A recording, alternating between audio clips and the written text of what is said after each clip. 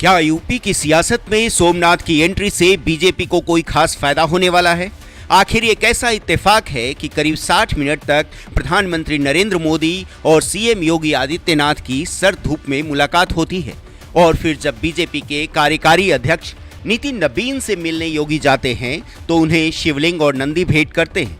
क्या ये काशी की ओर कोई इशारा था जिसका जिक्र सीएम योगी पहले भी करते रहे हैं कि वहां ज्ञानवापी में त्रिशूल और सनातन के निशान हैं, या फिर सोमनाथ मंदिर के पुनर्निर्माण के 75 साल पूरे होने पर बीजेपी भव्य कार्यक्रम आयोजित करवाकर हिंदुओं को एकजुट करना चाहती है?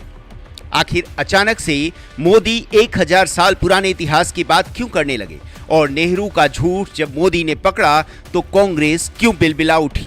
अपने किताब में महमूद गजनवी को लुटेरा बताने वाले नेहरू क्या ये नहीं जानते थे कि गजनवी सिर्फ देश को लूटने नहीं बल्कि हिंदुस्तान का इस्लामीकरण करने की मंशा से आया था? उसके निशाने पर सिर्फ मंदिरों के सोना चांदी और हीरे जवाहरात नहीं थे, बल्कि उसके निशाने पर था सनातन धर्म, हिंदू संस्कृति और सभ्यता, जिसे तलवार के दम पर वो बदलना चाहता था। वो हर तिलकधारी को जालीदार टोपी पहनाना चाहता था और इसी मंसूबे के तहत आज के ठीक 1000 साल पहले उसने एक प्लानिंग बनाई। तारीख थी 6 जनवरी 1026, जगह गुजरात का सोमनाथ।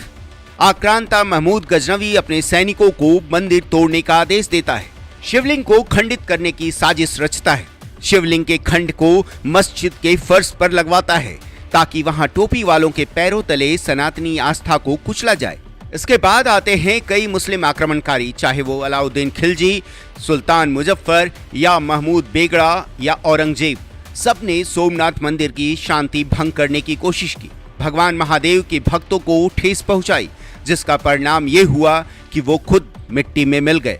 लेकिन कांग्रेस को ये बात समझ नहीं आई। जब हिंदुस्तान आजाद हुआ और साल 1951 में सोमनाथ मंदिर का पुनर्निर्माण हुआ, राष्ट्रपति डॉक्टर राजेंद्र प्रसाद ने वहां जाने की इच्छा जताई तो नेहरू ने इसका विरोध किया था, जिसका जिक्र पीएम मोदी अपनी चिट्ठी में करते हैं। वो लिखते हैं, 11 मई 1951 को सोमनाथ में भव्य मंदिर के द्वार श्रद्धालुओं के लिए खोल दिए गए। उस अवसर पर तत्कालीन राष्ट्रपति डॉक्टर राजेंद्र प्रसाद भी मौजूद थे, लेकिन नेहरू उत्साहित नहीं थे। वो नहीं चाहते थे कि राष्ट्रपति और मंत्री इस समारोह का हिस्सा बने। उन्होंने कहा था इस घटना से भारत की छवि खराब होगी, लेकिन राजेंद्र बाबू अड़िग रहे और फिर जो हुआ उसने एक नया इतिहास रच दिया। पीएम मोदी अपनी चिट्ठी में अहिल्याबाई होलकर से लेकर डॉक्टर राजेंद्र प्रसाद तक का जिक्र करते हैं। वो ये भी लिखते हैं कि सोमनाथ मंदिर को कई बार उजाड़ा गया, पर वो हर बार बसता रहा और आज उसे उजाड़ने वाले मिट्टी में मिल चुके हैं।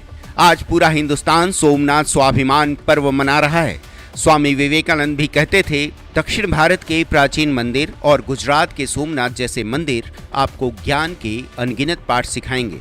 आज हिंदुस्तान से ही ज्ञान का पाठ पूरी दुनिया पढ़ रही है, पर कुछ लोगों की आंखें अब भी नहीं खुली हैं। नेहरू ने जो गलती अपने दौर में की, कांग्रेस उसे आज तक दोहराती नजर आ रही है। वरना सोचिए, सोमनाथ मंदिर के पुनर्निर्माण का 50वां साल भव्य क्यों नहीं मना? अगर 1000 साल बाद सोमनाथ का गौरव वापस लौट सकता है, वहां भव्य मंदिर बन सकता है, तो फिर 1000 साल पुराना समृद्ध भारत क्यों नहीं बन सकता? क्या किसी नेता ने पहले ऐसा सोचा?